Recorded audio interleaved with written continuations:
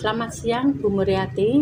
Selamat siang Bu Dewi. Iya, terima kasih Ibu yang sudah menyempatkan untuk menyediakan waktu untuk saya bisa mewawancarai Ibu sebagai kepala sekolah ya, di SD Negeri Tegalharjo. Terima kasih Ibu. Untuk pertanyaan saya yang pertama Ibu, selama ini bagaimana Ibu dapat mengidentifikasi kasus-kasus yang merupakan dilema etika atau bujukan moral? Ya, pada prinsipnya kalau dilema etika itu antara benar dan benar ya Bu Dewi ya. Iya. Kita harus mengambil keputusan yang paling benar ya, seperti itu. Kemudian kalau bujukan moral itu antara benar dan salah ya. Nah, ini bagaimana cara kita untuk menyikapi dengan keadaan tersebut ya, seperti itu. Ya, terima kasih Bu. Untuk pertanyaan yang kedua, selama ini bagaimana Ibu menjalankan pengambilan keputusan di sekolah Ibu, ya, terutama untuk kasus-kasus di mana ada dua kepentingan yang sama-sama benar atau sama-sama mengandung nilai kebajikan? Langkah saya yaitu kita ya bersama dulu, duduk bareng, bermusyawarah ya. Kita dengan keterbukaan kita duduk bersama mencari solusi yang paling tepat ya untuk mengambil tindakan tersebut ya, seperti itu ya. Jadi kita harus duduk bersama untuk mengatasi itu, solusinya seperti apa. Ya, terima kasih Bu. Untuk pertanyaan yang ketiga, langkah-langkah atau prosedur seperti apa yang biasa Ibu lakukan selama ini? Ya, selama ini saya selalu mengedepankan komunikasi ya. Karena komunikasi itu adalah sebagai jembatan ya terhadap segala persoalan-persoalan yang ada. Itu kalau kita ada komunikasi, pasti segala sesuatunya bisa mudah untuk diselesaikan ya, seperti itu ya. Terima kasih Bu untuk jawabannya. Kemudian untuk pertanyaan selanjutnya, hal-hal apa saja yang selama ini Ibu anggap efektif dalam pengambilan keputusan pada kasus-kasus dilema etika? Yang paling efektif ya, kita bersama memutuskan dengan duduk bersama tadi, lalu kita ambil keputusan yang tepat ya.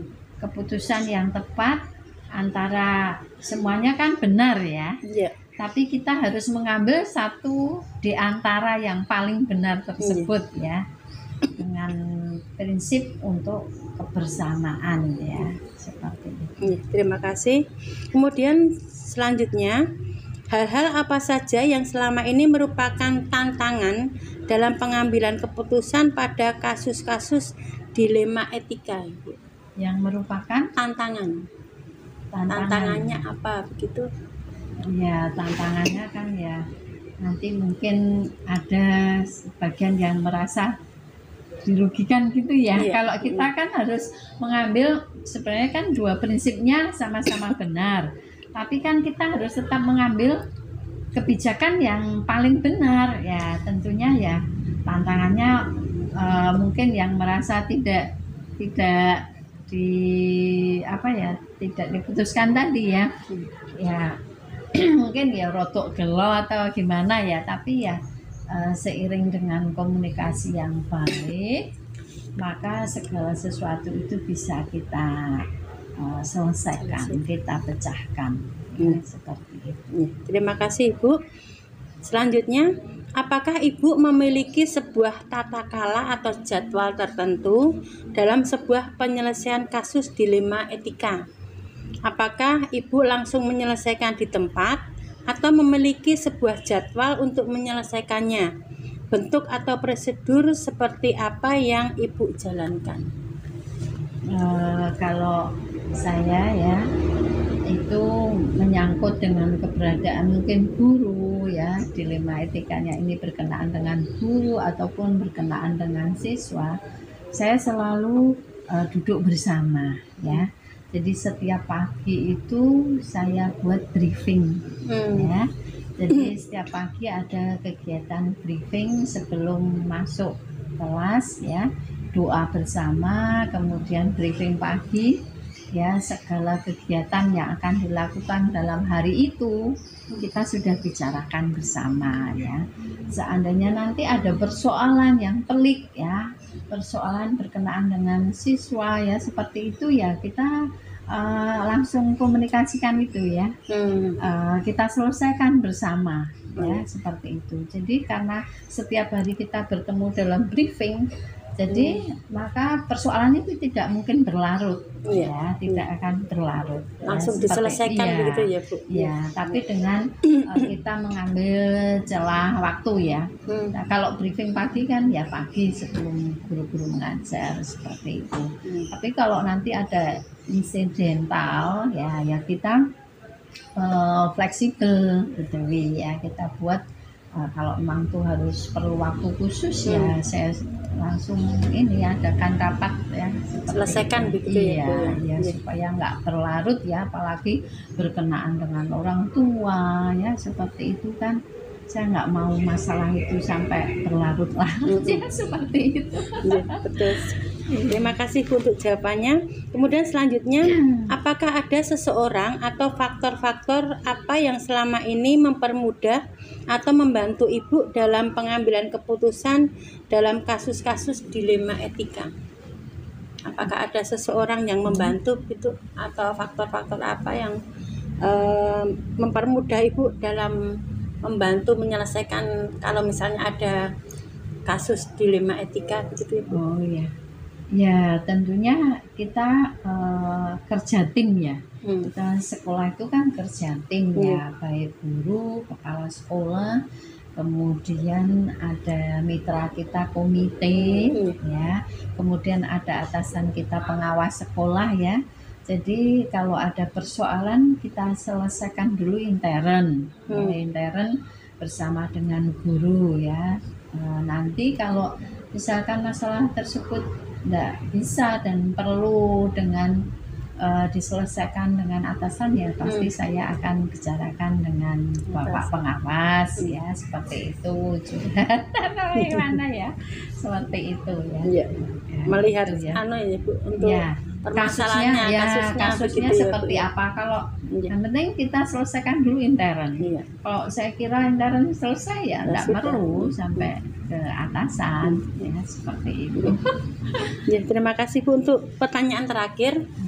Dari semua hal yang telah disampaikan tadi ya Ibu, dari pertanyaan depan tadi, jawaban Ibu tadi yang di depan, pembelajaran apa yang dapat Ibu petik dari pengalaman Ibu mengambil keputusan dilema etika?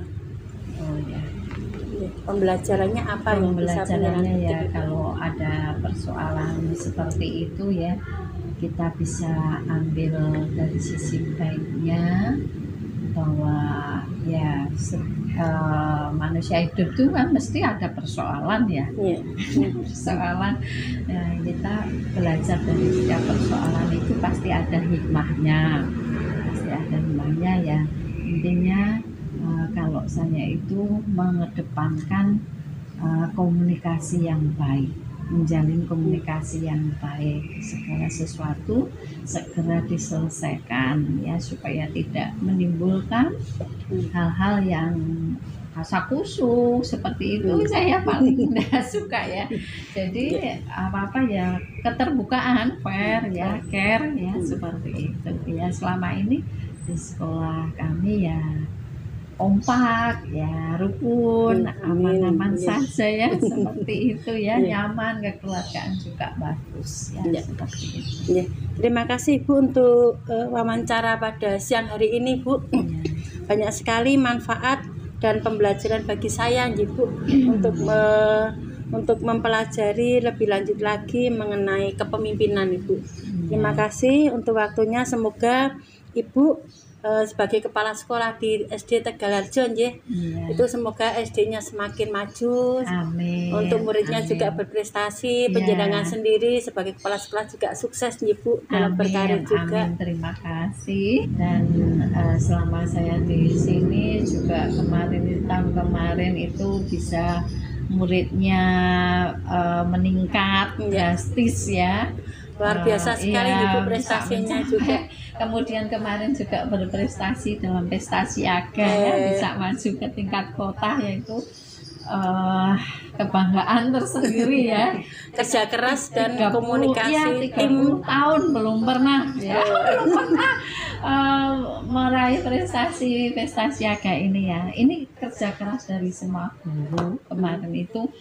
Jadi semua guru harus wajib memberikan materi. Ya, seperti itu. Jadi kompak, kerja keras, semangat yang tinggi ya, akhirnya membawa hasil sampai ke tingkat kota ya.